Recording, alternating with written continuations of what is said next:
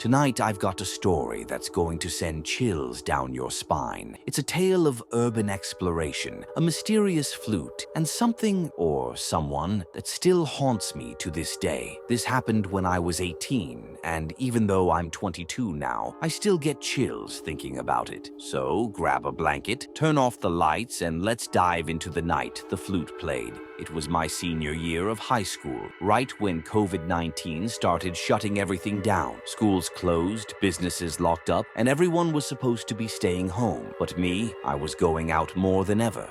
I've always loved urban exploring, abandoned buildings, haunted places, you name it. I'm not one to scare easily, but this one night was different. This all happened at a park in San Antonio called Optionable Park. During the day, it's a beautiful, scenic place, but at night, it's a different story. In 2016, a woman was brutally murdered here. In 2021, a boy was shot while exploring the woods. So yeah, it's not exactly the safest place after dark, but that didn't stop me. I convinced my then girlfriend Clarissa to come with me. We got to the park around 3 a.m. It was pitch black and the trees blocked out most of the moonlight. We were about 15 minutes into the main trail when I decided to take an off-road path to loop back to my truck. That's when it happened. Out of nowhere, we heard a flute. It was playing this eerie rhythmic tune, like something out of a horror movie. Clarissa froze. She started trembling, praying to God to save us. I tried to stay calm, but the sound, it was getting closer. It felt like it was surrounding us. We started running, but then something dashed across the trail right in front of us. I didn't see what it was, but I felt it. The air shifted like something big had moved past us. We turned around and bolted back the way we came, but the flute started playing again, louder this time. It was like whoever or whatever